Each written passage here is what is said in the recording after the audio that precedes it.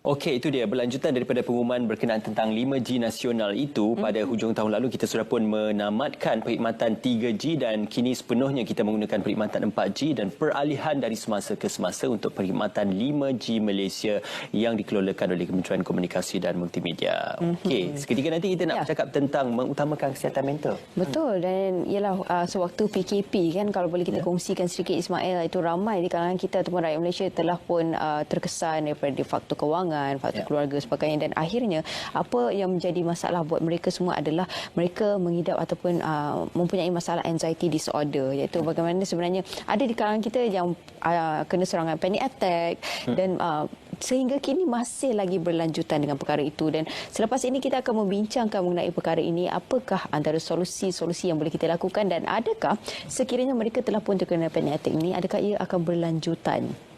Advokasi itu penting untuk memberi kesedaran. Kita terus saja bersama dengan Puan Anita Abu Bakar, Presiden dan Pengasas Persatuan Sokongan dan Kesedaran Penyakit Mental MIASA dan juga merangkap pengerusi National Alliance of Mental Health NAMH untuk bersama dengan kita pada ketika ini.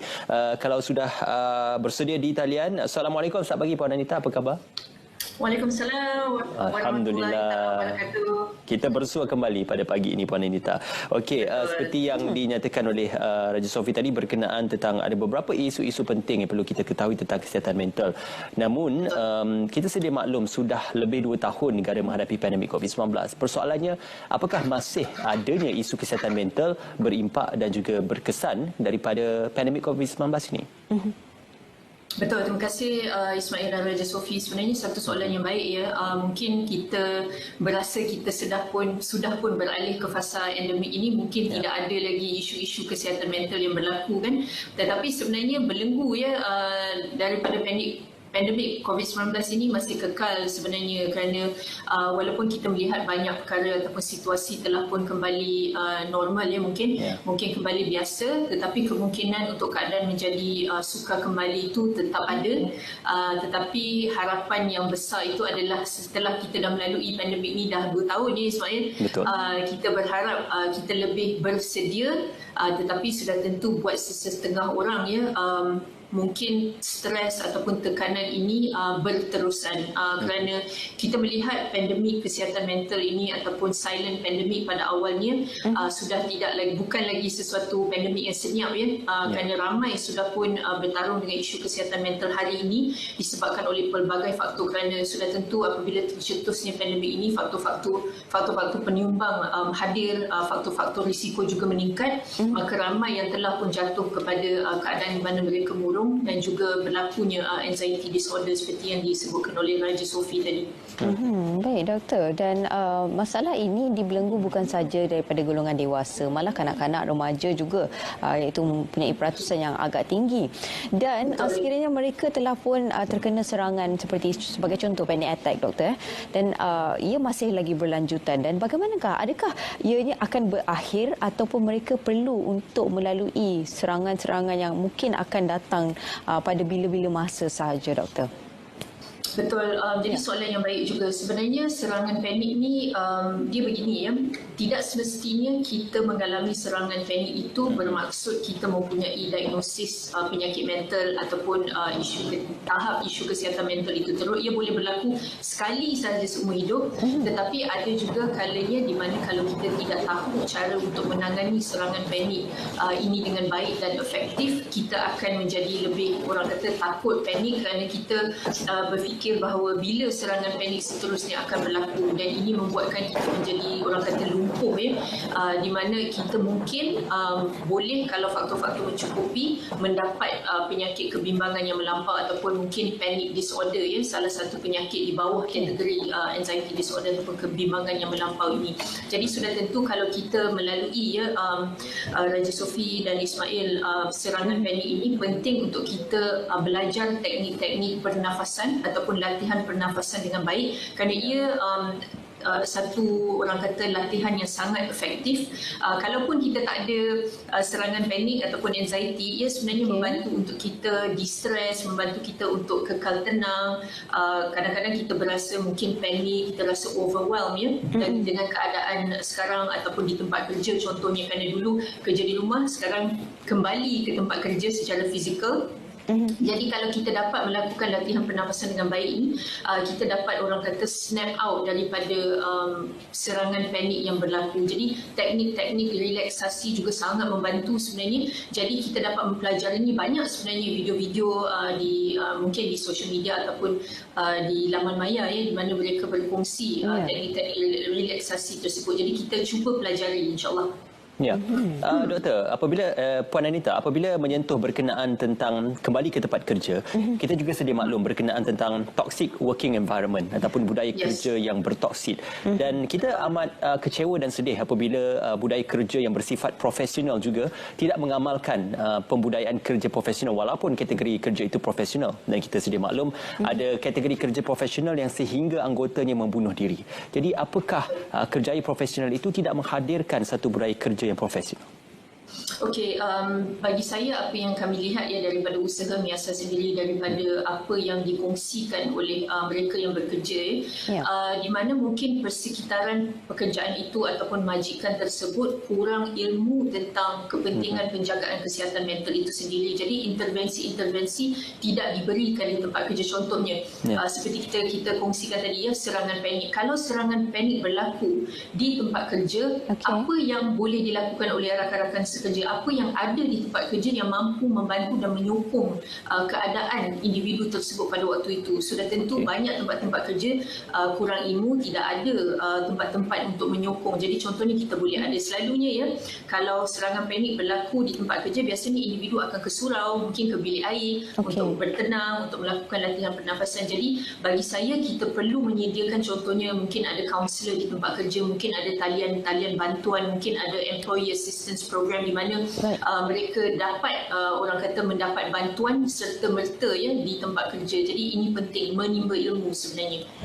Baik, dan Puan Anita, bila bercakap tentang berjumpa dengan kaunselor sebagainya kan, untuk berjumpa dengan psikiatris sebagainya, dan ada juga yang beranggapan bahawa sekiranya berjumpa dengan pakar-pakar ini bahawa mereka akan dicap sebagai gila.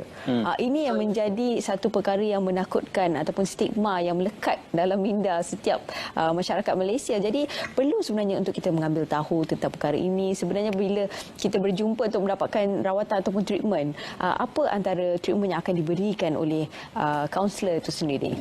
Okey, biasanya apabila kita berjumpa dengan kaunselor ataupun berjumpa dengan pakar, biasanya kita akan berkongsi dan cuba build rapport dulu, kerana kita harus ada satu perhubungan yang we trust each other dulu. Kerana kalau kita tidak ada hubungan sebegini, sukar sebenarnya untuk individu yang bertarung dengan isu kesihatan mental ataupun penyakit mental untuk berkongsi dan meluahkan apa sebenarnya yang mereka lalui. Kerana itu kan Raja Sophie dan Ismail, stigma dan persepsi negatif ini kekal. Kerana pesakit ataupun individu yang bertarung dengan penyakit mental ini masih rasa takut, masih rasa malu untuk bercerita dan meluahkan keadaan sebenar. Jadi biasanya kaunselor dan pakar mahu mendengar apa ataupun bagaimana dan keadaan individu tersebut itu apa, cabaran mereka itu apa pada waktu itu. Baru mereka dapat hadirkan solusi buat individu tersebut. Tidak kiralah ubat-ubatan ataupun terapi buat individu tersebut. Tapi yang paling penting kita perlu jujur, berkongsi apa sebenarnya cabaran dan mungkin apa punca kita mendapat penyakit mental itu. Raja Sophie dan Ismail, insyaAllah. Ya. Puan Anita, mungkin short escapism untuk lari daripada isu kesihatan mental ini ataupun masalah-masalah yang sedang dihadapi. Ada juga beberapa golongan yang menggunakan barang-barang bersifat intoksikan, khususnya kepada dadah, arak, painkiller, ubat penenang untuk melarikan diri mereka seketika daripada masalah. Jadi bagaimana kecenderungan itu bermula untuk seseorang yang mengalami masalah dalam kehidupan dan juga masalah emosinya cenderung untuk mengambil perkara-perkara seperti itu? Ya, biasanya kan Raja Sophie dan Ismail, mungkin apa yang kita tidak fahami atau tidak dapat lihat secara jelas adalah cabaran yang dihadapi oleh individu yang bertarung dengan penyakit mental. Kerana saya sendiri adalah individu yang menghadapi penyakit mental atau bertarung dengan penyakit mental. Ia adalah sesuatu penyakit yang kita tidak dapat lihat dengan mata kasar dan tidak dapat digapai sebenarnya dengan minda normal. Walaupun saya sering berkongsi tentang bagaimana cabaran-cabaran individu yang ada penyakit mental, bagaimana simptom-simptom ataupun gejalanya, tetapi kesakitan itu is excruciating pain yang tidak dapat saya ekspresikan dan gambarkan. Jadi kalau mereka tidak ada sistem sokongan yang baik, tidak mendapatkan rawatan dan bantuan, sudah tentu ada mungkin individu-individu yang mahu solusi yang cepat. Jadi bila mengambil penyalahgunaan dadah dan alkohol ini sudah tentu akan tenang, tetapi ketenangan itu hanya sebentar sebenarnya, Ismail dan Sophie. Dan ini adalah satu orang kata quick solution bagi mereka, tetapi pada jangka masa yang panjang sudah tentu it is harmful untuk individu tersebut. Begitu. Baik, dan Puan Anita, bila bercakap tentang mereka yang telah pun mempunyai masalah anxiety ini, iaitu antara perkara yang boleh kita lihat seperti mereka mempunyai trust issue kepada seseorang, dan juga dari segi emosi mereka sangat-sangat terganggu, kan? Maksudnya dia boleh dalam sekejap mata boleh berubah emosinya. Dan apa lagi antara simptom-simptom lain yang mungkin boleh kongsikan, ataupun mungkin faktor-faktor lain yang boleh Puan kongsikan kepada kita supaya kita mengambil tahu tentang adakah diri kita dalam keadaan baik maupun rakan-rakan kita?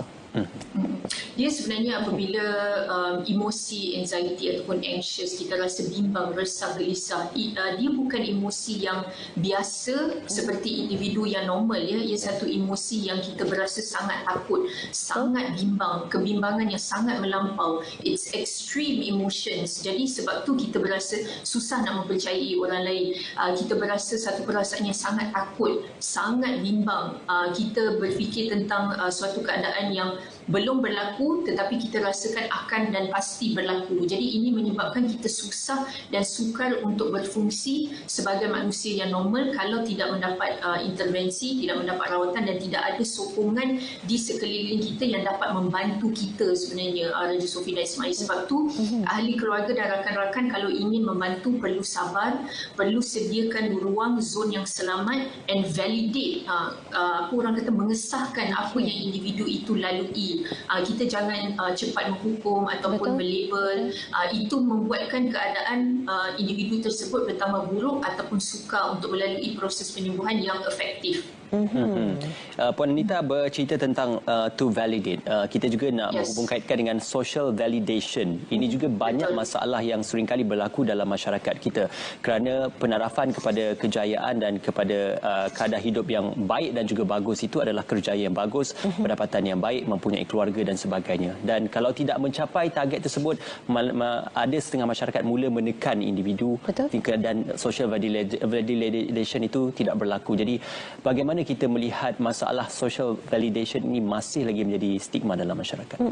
Betul, itu sangat tepat, ya, Ismail. Salah satu perkara yang berlaku, ya, apabila individu ini bertarung dengan isu kesihatan mental adalah tanpa anda memberikan tekanan tersebut, individu tersebut telah pun rasa I'm not good enough, saya tak bagus, tidak ada orang menyayangi saya. Walaupun individu itu telah pun berjaya, mereka masih merasakan tidak cukup sebenarnya, Ismail. Jadi bayangkan. Jadi biasanya saya melihat, ya, daripada usaha Miasa mereka yang datang ke Miasa yang hadir untuk mendapatkan bantuan dan rawatan beribu-ribu. Dan rata-rata daripada mereka, individu-individu ini semuanya adalah di kalangan pelajar-pelajar yang berjaya, mereka yang berkerjaya tinggi, mereka yang telah berjaya dalam kehidupan tetapi merasakan bahawa they are still not enough, Ismail. Jadi bayangkan, ini sebenarnya yang berlaku. Jadi kalau kita tetap invalidate, maka sudah tentu memburukkan lagi keadaan. Bagaimana individu itu nak melihat jalan keluar, bagaimana individu itu nak melihat ada harapan untuk mereka dan masyarakat menerima mereka. Jadi sudah tentu social validation adalah very very crucial, sangat penting sebenarnya. Okay. Dan berbalik kepada serangan seperti Paniata tadi, kan, Puan Anita, apa yang mereka merasakan adalah seperti degupan jantung yang sangat laju, kemudian dari segi pernafasan mereka akan rasa tak cukup nafas, seolah-olah kurangnya oksigen. Tapi kalau kita cek oksigennya sebenarnya 199, jadi tak ada masalah. Jadi sebenarnya apa sebenarnya antara punca ataupun trigger kepada pernafasan dan juga degupan jantung mereka? Betul. Sebenarnya kan serangan panik ini biasanya orang mempunyai persepsi kalau serangan panik ini berlaku pasti ada sesuatu tragedi yang berlaku pada ketika itu. Yang menggerunkan apabila kita melalui serangan panik ini, kemungkinan besar biasanya tak ada apa-apa pun yang berlaku, Raja Sophie. Itu yang membuatkan serangan panik itu bertambah takut. Betul.